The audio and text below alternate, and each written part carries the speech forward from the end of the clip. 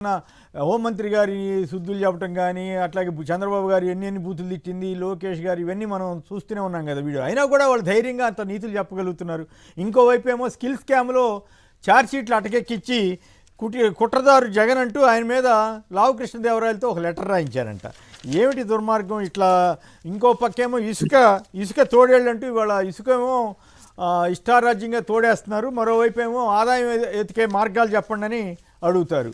Steel ప్లాంట్కేమో Mittal steel ప్లాంట్కేమో water revenue ఇస్తారంట.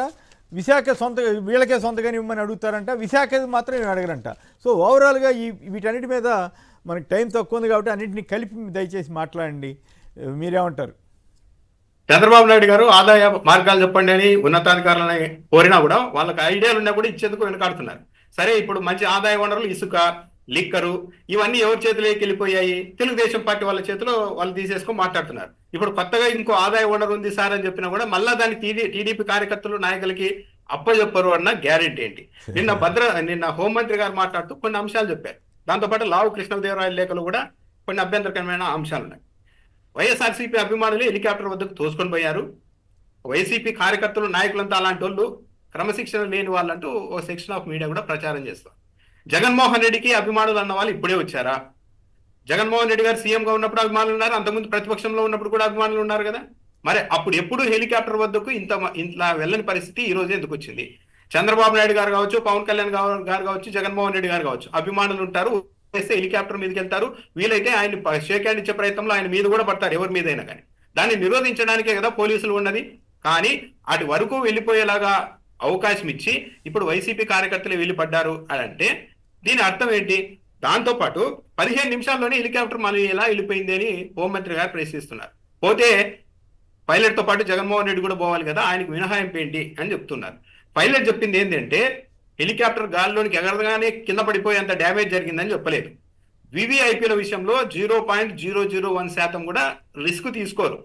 సరే, ఇది డ్యామేజ్ జరిగింది ఇలా డోర్కి, కాబట్టి వివిఐపీ ప్రయాణించడం కరెక్ట్ కాదు, మీరు వెళ్ళిపోండి అంటే జగన్మోహన్ రెడ్డి గారు వెళ్ళిపోయారు. నిన్న అనిత గారు ఏం చెప్తున్నారు? పైలట్దైనా ప్రాణము, జగన్మోహన్ రెడ్డి గారిది ప్రాణం కాదా అంటే ఏంటి? పోతే ఇద్దరు పోవాలి, సేఫ్గా ల్యాండ్ అయితే ఇద్దరు ల్యాండ్ కావాలి కదా అన్నట్టు మాట్లాడుతున్నారు. అంటే పైలట్ కాస్త నిజాయితీగా సార్ ఇది వివిఐపీ ప్రయాణించడం కరెక్ట్ కాదు, కొద్ది మేరైనా రిస్క్ ఉండొచ్చు, మీరు వెళ్ళండి అని చెప్పడం కూడా తప్పు అన్నట్టు మాట్లాడుతున్నారు. ఇప్పుడు చంద్రబాబు నాయుడు గారు కావచ్చు, పవన్ కళ్యాణ్ గారు కావచ్చు, బుల్లెట్ ప్రూఫ్ కార్లలో ప్రయాణిస్తూ ఉంటారు. ఏదైనా ఒక డోర్ సరిగా పడకపోతే, జస్ట్ సరిగా పడకపోతే డోరే కదా అని చెప్పి ఆ విఐపీని దాంట్లో ఎక్కించి పోలీస్ డిపార్ట్మెంట్ ముందుకు తీసుకెళ్తుందా? చిన్న ఇబ్బంది ఉన్నా సరే వివిఐపీని రిస్క్ తీసుకోరు వాళ్ళ విషయంలో. జగన్మోహన్ రెడ్డి గారి విషయంలో కూడా పైలట్ అదే చెప్పారు, ఆయన వెళ్ళిపోయారు. పైగా ఒక వ్యక్తి హత్యకు గురైతే ఆ హత్య కేసును సరిగా విచారించలేదు, హంతకుల బంధువుల్నే సాక్షులుగా పెట్టారని ఒకవైపు వైఎస్ఆర్ కాంగ్రెస్ పార్టీ అంటుంటే, మరో ఉన్నతాధికారితో విచారణ దర్యాప్తు చేయించాల్సిన పోలీస్ శాఖ దాన్ని వదిలేసి హెలికాప్టర్ కు వీల్ షీల్డ్ దెబ్బతినిందన్నారు. అది నిజమా కాదా అని తేల్చుకుంటామని చెప్పి డిఎస్పీ ఆధ్వర్యంలో బెంగళూరుకి ఒక టీం వెళ్ళింది హెలికాప్టర్ కంపెనీ దగ్గరికి. అవసరం ఏముంది? అది నిజంగా డ్యామేజ్ జరిగిందా లేదా మేము ఎంక్వైరీ చేస్తాము, అసలు మీరు ఎలా బుక్ చేసుకున్నారు, ఎంత డబ్బులు పే చేశారు, ఎవరు పే చేశారు, ఇవన్నీ ఎంక్వైరీ చేస్తామని వెళ్ళారు. ఆంధ్రజ్యోతి పత్రికలోనే రాశారు. అక్కడ వాళ్ళు హెలికాప్టర్ కంపెనీ దగ్గరికి వెళ్ళారు పోలీసులు, అదే కదా, అంటే ప్రభుత్వ పెద్దల లో వెళ్ళారు. అంటే అక్కడికి వెళ్ళి ఏదైనా ఇంకో విధంగా రిపోర్ట్ ఇస్తారేమో, అంత హెలికాప్టర్ బాగుంది, ఇదంతా డ్రామా అని. అక్కడికి వెళ్ళిన తర్వాత ఆ హెలికాప్టర్ సంస్థ వాళ్ళు ఇలాంటి గోప్యమైన వివరాలని మేము ఇవ్వలేమని చెప్తే అప్పటికప్పుడు కేంద్ర పౌర విమానయాన శాఖ మంత్రి రామ్మోహన్ నాయుడు గారితో ఫోన్ చేయించారని కూడా ఆంధ్రజ్యోతిలో రాశారు. అంటే ఎంత మేర ఒత్తిడి చేస్తూ ఉన్నారు అంటే ఇదంతా డ్రామా, ఇదంతా జరగలేదు అని చెప్పించడానికి ఏమన్నా వీళ్ళు ట్రై చేస్తున్నారా? దాంతో పాటు నిన్న పోలీస్ శాఖకు సంబంధించిన వాళ్ళు ప్రెస్ మీట్ పెట్టారు, తప్పేం కాదు, కానీ వాళ్ళు ఆత్మ పరిశీలన చేసుకోవాలి. ఎంతగా వక్రీకరిస్తున్నారంటే ఒక మహిళా ప్రతినిధితో చెప్పిస్తున్నారు పోలీస్ శాఖలో మహిళలు ఉండరా అని. జగన్మోహన్ రెడ్డి ఏం చెప్పారు? బట్టలు ఊడిదించడం అంటే ఒంటి మీద నూలుపోకు లేకుండా రోడ్డు మీద నిలబెట్టి ప్రదర్శన చేస్తామని చెప్పారా? లేదు, యూనిఫామ్ ను మీకు తొలగిస్తాం, ఎవరైతే తెలుగుదేశం పార్టీ కార్యకర్తలుగా పనిచేస్తున్నారో ఆ పోలీస్ అధికారుల సంగతి తేలుస్తామని చెప్తే ఆ మహిళల్ని గౌరవపరుస్తారా?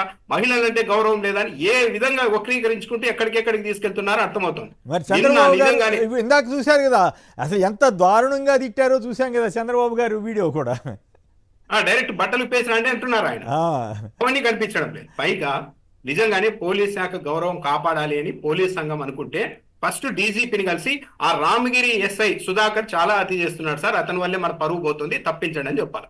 ఈరోజు పరిస్థితి ఎంత దూరం వెళ్ళిపోయిందంటే కొమ్మినేని గారు, ఈ ఈ ఎస్ఐ సుధాకర్ అనే వ్యక్తి ఎస్పీ పరిధిలో లేడు, డీజీపీ పరిధిలో లేరు, అసలు పోలీస్ శాఖ అజమాయిషీలోనే లేరు ఆయన. నాకు ఎరగల రాజకీయ బలం ఉందని చెప్పి వరుసగా 2 వీడియోలు, మళ్ళీ నిన్న సాయంత్రం కూడా ఒక వీడియో రిలీజ్ చేశారు ఆయన. ఇంత కాంట్రవర్సీ నడుస్తున్నా కూడా మళ్ళా ఒక వీడియో తీసి దాంట్లో కూడా జగన్ అని మాట్లాడుతున్నాడు అతను. మళ్ళీ నేను చదువుకొని వచ్చాను అంటున్నాడు. చదువుకొని ఎస్ఐ అయిన వ్యక్తి ఒక మాజీ ముఖ్యమంత్రిని ఎలా మాట్లాడాలో తెలియదా? అంత ఇదిగా మాట్లాడుతూ ఉన్నారు. నిజంగానే పోలీస్ శాఖ గౌరవం కాపాడాలని ఇప్పుడు సింపుల్ కొమ్మినేని గారు ఈయన గుంతకల్ టికెట్ కోసం ట్రై చేశారన్నది జగమెరిగిన సత్యం. ఇప్పటికీ కూడా పరిటాల సునీత కుటుంబంతో స్నేహంగా ఉన్నాడన్నది అందరికీ తెలుసు. ఆమె ద్వారా వచ్చే ఎన్నికల్లో ఎమ్మెల్యే టికెట్ కోసం ప్రయత్నాలు చేస్తూ ఉన్నారనేది తెలుసు. ఇవన్నీ పోలీస్ శాఖకు కూడా తెలుసు. ఇలా ఒక రాజకీయ పార్టీ తరఫున, అధికార పార్టీ తరఫున పోటీ చేసేందుకు, ఎమ్మెల్యేగా పోటీ చేసేందుకు ప్రయత్నిస్తున్న వ్యక్తి యూనిఫామ్ లో ఉంటే అతడు నిష్పక్షపాతంగా డ్యూటీ చేస్తారా? అతన్ని ఎక్కడ వేసినా సరే వైసీపీ టీడీపీ కార్యకర్తలా కాకుండా ఒక పోలీస్ అధికారిగా ఎక్కడైనా పనిచేస్తారా? గుండెల మీద చేసుకొని పోలీసులు చెప్పమనండి. ఆయన మాట్లాడుతున్న మాటలు అవన్నీ చూస్తుంటే ఆయన కాకి చొక్కాను తన రాజకీయంగా తాను ఎమ్మెల్యే టికెట్ తెచ్చుకోవడానికి తాకట్టు పెట్టారు, పెట్టుబడిగా పెడుతున్నారు పోలీస్ అధికారులకు తెలియదా? పైగా నేను ఈ రోజు అయితే ఏ పోలీస్ అధికారులకైతే సెల్యూట్ కొడుతున్నానో ఒకరోజు వాళ్ళతోనే నేను సెల్యూట్ కొట్టించుకునే పరిస్థితికి వస్తానని ఆయన మాట్లాడుతూ ఉన్నారంటే ఏంటి? ఆయన పోలీసుల పట్ల, పోలీసుల వ్యవస్థ పట్ల ఉన్న గౌరవం ఏంటి? ఇలాంటి వ్యక్తుల్ని అసలు డిసిప్లినరీ యాక్షన్ కింద ఎస్పీకి తెలియదు. ఇతను ఆ సెల్ఫీ వీడియోలు విడుదల చేస్తున్న విషయం ఎస్పీకి తెలియదు, పోలీసులు ఉన్నతాధికారులకు ఎవరికీ తెలియదు. కానీ డైరెక్ట్ గా పదే 2 వీడియోలు రిలీజ్ చేస్తున్నారంటే ఇతనికి నిజంగా పోలీస్ శాఖ మీద గౌరవం ఉందా? పోలీస్ శాఖ గౌరవం కాపాడాలనుకుంటే ఈ యూనియన్ వాళ్ళంతా వెళ్ళి డీజీపీకి ఇచ్చి అతను వీఆర్కి పంపాలి. ఈ 4 ఏళ్ల పాటు వీఆర్కి పంపాలి. ఎందుకంటే ఆయన తెలుగుదేశం పార్టీ టికెట్ కోసం ప్రయత్నాలు చేస్తున్నప్పుడు ఈ 4 ఏళ్ళు కూడా ఆయన తెలుగుదేశం పార్టీ కార్యకర్తగానే పనిచేస్తారు. దాంట్లో అనుమానం ఏం లేదు. ఆయన వ్యవహార శైలి, ఆయన మాటలు, తెలుగుదేశం పార్టీ నాయకుల కంటే ముందుగా జగన్మోహన్ రెడ్డి మీద సెల్ఫీ విడుదల చేయడం, ఇవన్నీ చూస్తుంటే ఆయన ఇంటెన్షన్ ఏంది, ఆయన ఉద్దేశాలు ఏందనేది స్పష్టంగా అర్థమవుతోంది.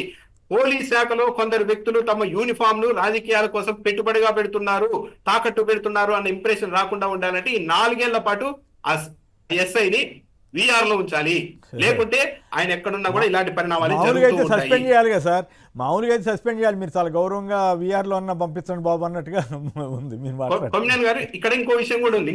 ఇదే రాప్తాడు నియోజకవర్గంలో ఎలాంటి ఎక్స్పీరియన్స్ ఉందని పోలీస్ అధికారులందరికీ తెలుసు. ఇతను చాలా అతి చేస్తున్నాడు, చాలా తప్పు చేస్తున్నాడు, మొత్తం అధికారులను కూడా బైపాస్ చేస్తున్నారు అన్న విషయం తెలిసి కూడా కామ్గా ఎందుకున్నారు అంటే రాప్తాడులో 2014-19 మధ్య అధికారంలో ఉన్నప్పుడు ఆ భూమిరెడ్డి ప్రసాద్ రెడ్డి అనే అతన్ని తహసీల్దార్ కార్యాలయాన్ని పిలిపించి మరి తలుపులేసి వేటకొడ అతి కిరాతకంగా నరికి చంపారు. అప్పుడు డీజీపీ అక్కడున్న స్థానిక పోలీస్ అధికారుల పైన బదిలీ వేటు వేశారు. బదిలీ వేటు వేస్తే పరిటాల సునీత గారు గన్మెన్లను తిరస్కరించారు. మీరు వాళ్ళని ఎలా బదిలీ చేస్తారు? వాళ్ళని బదిలీ చేస్తే నాకు గన్మెన్లే అవసరం లేదని. దాంతో ఆ బదిలీ కూడా ఆగిపోయింది. ఇప్పుడు సేమ్ ఇదే ఎస్ఐ అదే రాప్తాడు నియోజకవర్గంలో ఉన్నారు, అదే పరిటాల సునీత గారికి. నేను చెప్తున్నారు ఆయన ఇంటెలిజెన్స్ రిపోర్టును సునీత గారికి ఇస్తున్నారు ఈ ఎస్ఐ అని. ఇలాంటి నేపథ్యం ఉన్నప్పుడు ఒకవేళ యాక్షన్ ఇనిషియేట్ చేసినా కూడా మళ్ళీ పరిటాల సునీత గారి ద్వారానో ఇంకొకరి ద్వారానో మళ్ళీ మన మీద ప్రెజర్ ఉంటుంది కాబట్టి చూసి చూడనట్లు వదిలేద్దాం అనే స్థాయికి మొత్తం పోలీస్ వ్యవస్థ వెళ్ళిపోయిందా అన్నదైతే అభిప్రాయం కలుగుతోంది. అందుకే వీళ్ళు నిజంగా ఏ మాత్రం చిత్తశుద్ధి ఉన్నా పోలీస్ డిపార్ట్మెంట్ పరువు కాపాడాలనుకుంటే నేరుగా డీజీపీ కూడా ఈ విషయంలో ఇనిషియేట్ చేసి నువ్వు ఎలా యూనిఫామ్ లేకుండా మొత్తం తెలుగుదేశం పార్టీ నాయకులు వరుసగా ఎందుకు కలుస్తున్నావు, నీ సోషల్ మీడియా ఖాతాలో నీ అభిమానులంతా ఎందుకు తెలుగుదేశం పార్టీ టికెట్ కోసం ప్రయత్నిస్తున్నారని ప్రచారం చేస్తున్నారు. ఎందుకు ఎవరి పర్మిషన్ తీసుకొని మీరు 2 సెల్ఫీ వీడియోలు ఒక మాజీ ముఖ్యమంత్రికి వ్యతిరేకంగా రిలీజ్ చేశారు? వీటికి సమాధానం చెప్పండి అని చెప్పి డీజీపీ కార్యాలయం నుండి చర్యలు ఉండాల్సింది. కానీ అవన్నీ ఏమీ లేవు అంటే వెనకలున్న పొలిటికల్ ఫోర్స్ దెబ్బకి పోలీస్ ఫోర్స్ మొత్తం పడుకుంది అనేది చాలా క్లియర్ గా అర్థమవుతుంది కొమ్మినేని గారు. చివరికి ఒక ఎస్ఐ రాష్ట్రాన్ని శాసించే పరిస్థితికి వచ్చిందనమాట. డీజీపీ లేదు, ఏమీ లేదు ఇక.